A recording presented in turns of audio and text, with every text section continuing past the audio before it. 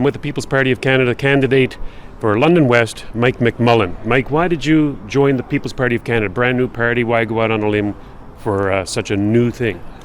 Yeah, originally I was part of the Conservative Party. I was with the EDA and I was a director of communications with these guys. And I literally just became disenfranchised with the Conservative Party and its leadership under Andrew Scheer in particular.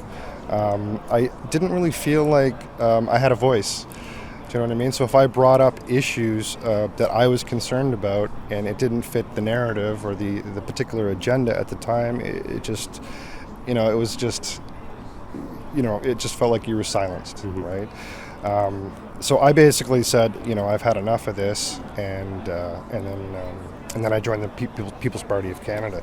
I was really impressed with the platform and the leader, Maxime Bernier in particular, just how outspoken and how truthful and how he could present the argument in such a great way. And so I was really drawn to it. So I became a member, and then there was an offer to become a candidate, and I was like, wow, this is kind of a huge opportunity, and so I accepted it. Is there any particular plank of the platform of the People's Party that you were drawn to? Yeah, absolutely. So I am not politically correct. I don't believe in political correctness and virtue signaling and all this really weird stuff that So it's freedom of speech for you? Yeah, freedom of speech and stuff like that. And I just, because I was born and raised in Canada, and I grew up, and I've always felt like I've had the ability to speak freely and without being shut down or attacked or anything like that. And I think that a lot of Canadians feel the same way in my vote. I think one of the things that I really liked about the party was really the diversity of the people in the party, where people were coming in from all different political stripes.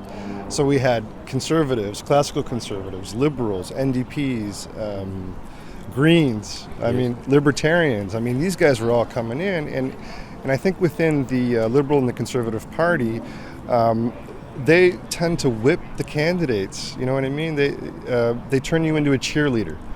So whatever the party leader says, there's no argument. You have to basically follow the party line. Your thoughts on Justin Trudeau, particularly when he presents himself overseas, like dancing in the Bhangra over in India, or being shunned by world leaders? Yeah, it's I'm just outstanded by this. It's got to be the worst foreign policy I've ever seen in my entire life. Same as with Christina Freeland. It just seems.